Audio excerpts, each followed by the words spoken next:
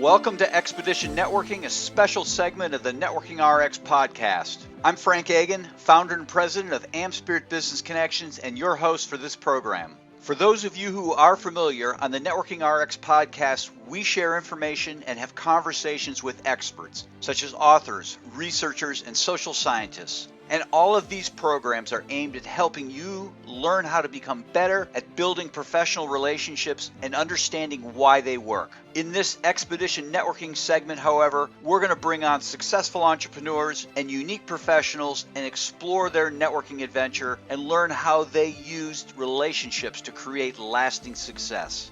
Today on Expedition Networking, I've got Cody Lowry. He's the speaker and author of the book Schmooze, What They Should Teach at Harvard Business School. Alan Dershowitz, for those who know, Alan is an attorney. He says Cody's schmooze philosophy would not only help business school graduates, it would also give a leg up to graduates of law school and every other kind of school, including the School of Hard Knock. Cody, welcome. It's quite of an endorsement. Alan Dershowitz. Alan Dershowitz, who would have thought a nice Gentile like myself would get a guy like him to endorse my book, but he loved it. Oh, good. Well, good. No, that's quite a name. Was he representing you? No, I could not afford Alan Dershowitz. I might be able to afford you though, Frank. Yeah, well, you don't practice law anymore. I don't. Well, that's totally fine. Hopefully, as long as you didn't need Alan Dershowitz, that should have been your answer. I couldn't afford him. Basically says, hey, I needed somebody. You should have said, Frank, I didn't need an attorney. I never need an attorney. So Frank, I didn't need an attorney. I never need an attorney. How'd I do? No, you did great. Schmooze. What prompted the writing? Start from the beginning. I mean, you've got so many stories. I think it's important to tell your listeners out there a little bit about the book. The sizzle of the book is setting up a meeting with the President of the United States in 1 week, getting a baseball signed by the Pope, carrying the torch in the Olympic torch relay, auditioning for Saturday Night Live within a 48-hour period, and getting a Super Bowl ring gifted to me by one of NFL's Hall of Fame coaches. Now that's the sizzle. It brings you in, and Dershowitz brings you in, and Hal Steinbrenner brings you in, all that kind of stuff. The book is really, Frank, about hearkening back to the days we looked people in the eye, we greeted them with a smile, our word was our bond, and our relevancy wasn't based on likes and looks. I suspect that you may, if you don't know him, you know of him, Nito Quibane. He's president of High Point University, who wrote the foreword to my book. And Frank, he says, today we live in the most connected society in the history of the world, and yet we're more disconnected than ever before. And so I'm finding out, and I didn't realize this at the time when I started writing it, it's becoming a pretty good business book with some pretty big corporations in the country. It's about a winning smile. It's about making a great first impression. It's about building relationships. And in the book, I talk about the secret sauce, and that's build the relationship, get the client to trust you, and never let them down. In the first part of that equation, building the relationship, it has a lot to do with networking and building that relationship early. It's also, just a lot of people have a negative connotation of schmooze, and I have redefined the word schmooze, and it's about being genuine and looking out for the little guy and those kinds of things. Yeah, I mean, I hear the same thing about the word networking. People, and I think we're all a product of our own experiences, right? But you hit it on the head. It really comes down to building those relationships. And I guess at what point did you realize? I guess let's step back and give us your story. And then, at what point did you realize it's not what you know, it's who you know?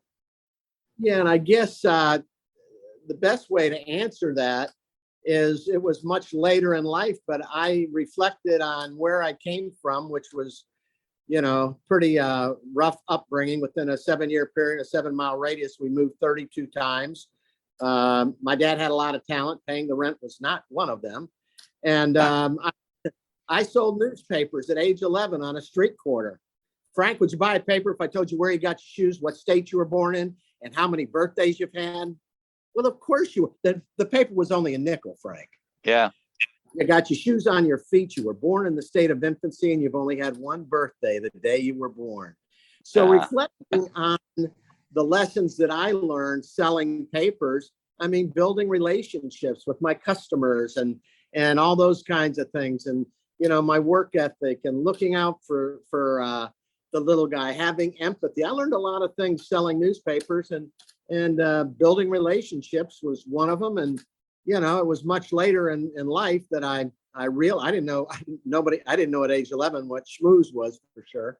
But it was after I kind of reflected on my upbringing, and it was a little different. And that's kind of when the light went off, so to speak. Well, you know, reflecting on the foreword to your book, the author of the foreword to your book, Nido Qubein, you said is his name? President of High Point. I mean, there's a lot of truth to what he says, but I don't know that it's anything new. I think there was a time in human history where none of us really knew much, right? People didn't read, people didn't write. You had your philosophers and things like that, but most people didn't know them, but we were all kind of on this even plane of we'll call it ignorance. And from that, we had to have relationships because none of us had the knowledge. But as knowledge has grown, we've kind of moved away from the notion that we have to have relationships. Well, I'm learning things. I know these things. I know how to fix a car. I know how to do this, so I don't need to have relationships. And I think that's really what kind of trips us up, is just the whole notion of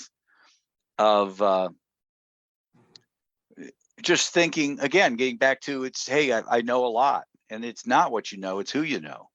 Oh, it's all about relationships. You know, you can look at through the some of the best business books that have ever been written, and they all hit on relationships.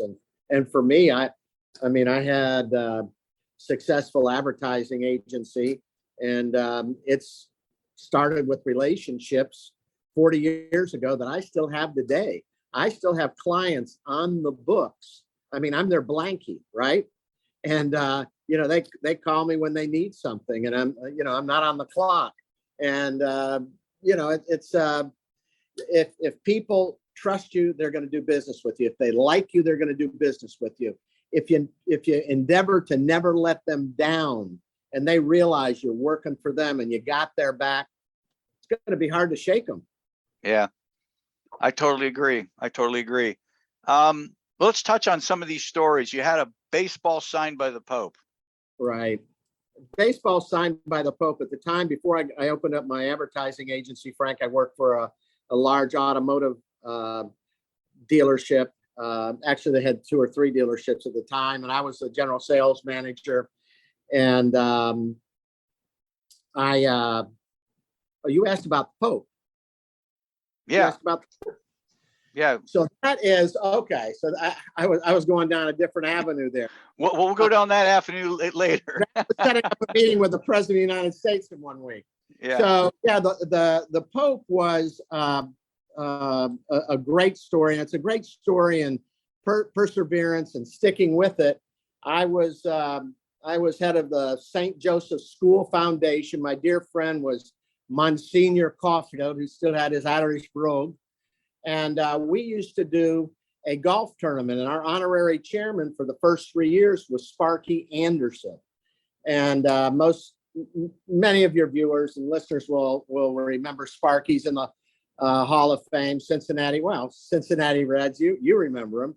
Well, he was with Detroit for a while too, wasn't he? Was that? Yeah. After Cincinnati. So they used to do spring training in Lakeland, Florida, which is my hometown. And we had him as our honorary chairman, and he was so gracious, Frank. He would sign autographs forever, and he would engage with, the people that would come out for the golf tournament. Just a wonderful guy. And so he was moving on. We were getting another sports notable to take over. And Monsignor, he says, Cody, he says, Sparky's leaving. He said, we should do something for him. So I said, oh, that's great, and Monsignor, an Irish priest is going to, come up with Waterford crystal. That's all they can think about, Waterford crystals, right. Reminds them of their homeland, right? And so, I said, you know what, we need to think about this, John, and he allowed me to call in John. Let's think about something bigger that we can do. And so the next week I was thinking about it, and most people didn't know this, but Sparky was a devout Catholic, and he'd go to mass every day. And I was thinking, well, the perfect deal was to kind of turn the tables on the old coach, the old manager, and get the Pope to sign a baseball for him. So when I brought that up with Monsignor and another gentleman that was sitting at the table, they laughed. They thought that was the craziest idea they'd ever heard of. But I said, well, I'm going to give it a try. Sometimes when you're naive, Frank, things just happen if you go down that avenue. Well, so, you got to think big. Think big, yeah. So I wrote a letter to and sent it off to the Vatican with a baseball and the felt tip pen, and explaining how Sparky had helped our foundation, and we wanted to give back. And it was about 2 weeks later, I got a letter back, and the ball and the felt tip pen, and they basically said the Pope doesn't do baseballs, right? So on the heels of that, Bishop Dorsey, about a week after that, he calls Monsignor Caulfield and he says, I'm going to Rome and I have a meeting with the Pope, this Pope John. And off he went. And when his meeting was just about to end, he said to the Pope, asked him if he would sign the baseball. And he told him about Sparky. And, I kind of loaded his lips a little bit. And the Pope says, what does Sparky mean? And they explained that it was, kind of a nickname. And sure enough, he signed the ball to Sparky, and that ball sits in Cooperstown in the Hall of Fame. Now, here's a little sidebar for you, Mr. Counselor. When we got the ball signed, Monsignor calls me, and he says, "Oh, Cody," he says, "we have to have dinner with Sparky." He says, "and give him." I said, "No, this is bigger than that." And I said, his birthday's coming up. And we made a big deal about it. Okay, we filled up a gymnasium full of a lot of good Catholics and non-Catholics that wanted to, help celebrate Sparky's 60th anniversary or 60th birthday. And we brought him in. Tommy Lasorda, he was over on the East Coast. I got him to come over and MC the event. So we not only gave Sparky a signed baseball from the Pope, we also raised $30,000 that night for our foundation. So, oh wow, that's the story. Wow. How'd you set about getting this connected? It was there was no connection other than that first. Well, I just mean it, Cody. I mean, just in general. I mean, I tell people I accumulate people in my life. Right. And I look at everybody as like an asset. I don't have assets like you have. Yeah, everybody's got them. I mean, I didn't have any assets sitting there at the Vatican, but it worked. And I think sometimes these things work because nobody tries them, or nobody, when I auditioned for Saturday Night Live, and that's maybe a longer story than we have time for, but I'm in New York, I'm doing stand-up comedy, and I've got, a couple days left on my schedule and no money in my pocket. And, what am I going to do? Should I get a haircut? Maybe I'll have my nails done. Maybe, you know what? Maybe I'll audition for Saturday Night Live. And, it's a great story. It's a great story about persistence and sticking with it. And, as I mentioned earlier, I think, being a little naive doesn't hurt. Yeah. You think of things most people don't think about. Yeah. Well, it also sounds like you're not afraid of I want to say hearing no, but it's not really no. It's like, no, this isn't the path. Sending the ball directly to the Pope was not the path.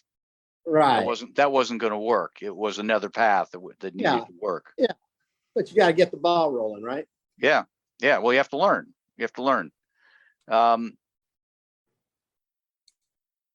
I guess I'm still trying to figure out, when was that moment when you just said, okay, yeah, there's something to what I do. Because there are a lot of people out there that don't get that have the raw materials and the connections to build relationships like you, but they don't, because they don't see the potential for some reason or another. You know what? And I'm not sure I saw any special potential, but I did know from day one that I was a little different. Okay. You know, I was born with a lampshade on my head, and that didn't hurt. You know, people like to laugh, they like to have a good time, and that obviously helps in networking situations. But I knew I was different. I knew I was different from a socioeconomic standpoint, for sure. I mean, I never went to Catholic school and never paid tuition. We couldn't afford tuition. I always got free lunch.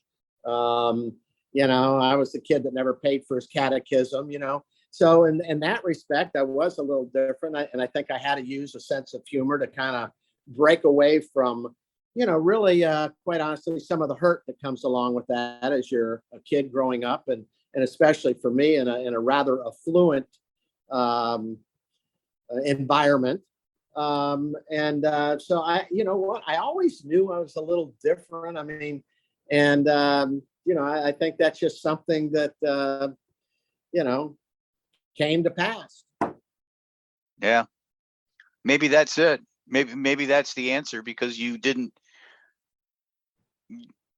other people didn't take the path you took because they felt like they could be the attorney or the doctor or the engineer. Absolutely. And they just overlooked the relationships that were around them. Yeah, and I got to tell you, I thank my mom for doing a good job with me, which was pretty difficult. But she also had 3 other kids, and she came from a blue blood family from Detroit. Her father was president of Wayne State University, the first president. He was superintendent of schools in Detroit for about 30 years. There's a high school named after him. She was a debutante. I call her the debutante mom. And literally raised with the Fords and the Fisher kids. And when she met dear old dad and moved to Florida, I mean, they both became alcoholics. They both died at really young age. My dad left us, and my mom had to go to work for the first time in her life. And, you know, it was difficult. And she after she had a couple shooters, you know, I can remember saying, you know, we may not have anything now, but you kids have blue blood running through your veins. And, you know, you've got scholarships to Wayne University, and you couldn't do anything. You know what? We didn't have any scholarship to Wayne. That was her, you know, kind of wishing that maybe we did. But what she did, she instilled in all of us that we could hang out with the doctor's kids and the lawyer's kids. And, you know, but we had to go in there and fight for every inch, and we had to work. And that's why I started working at age 11. That's why, you know, when I did get to school, especially in high school, I mean, I had the Gant shirts, I had the Ouija shoes, I had, you know, all the trappings of what looked like I came from a pretty well-off family, but I worked. And, you know, so, you know, I really credit my mom with, you know, giving all of us so much. Yeah. Work ethic is important. So what's on the horizon for Cody? Well, you know, I'm doing a lot of speaking, and I enjoy that. And I actually started out speaking, and then I got sidetracked into the automotive world and advertising world, and that didn't hurt me for sure. But doing a lot of speaking and signing a lot of books, and you know, still schmoozing and spreading the schmooze philosophy. Yeah, well, you got to keep doing it. You know, you got to keep doing it. Well, Cody, I really appreciate you being on today. Listeners, it's Cody Lowry. The book is Schmooze, What They Should Teach at Harvard Business School. Appreciate your time. You know what, Frank? Merry Christmas to you, and thank you so much. Thanks for joining us on the Networking RX podcast. Please put what you've learned into action today and let us know if you have questions, comments, or ideas for future topics. You can email them to us at podcast@amspirit.com. That's AMSPIRIT.com. Finally, so you never miss an episode, be sure to subscribe to the Networking RX podcast through iTunes, Overcast, or however you receive your podcasts. Now get out and network with someone. The Networking RX podcast is the copyright production of AmSpirit Business Connection. All rights reserved.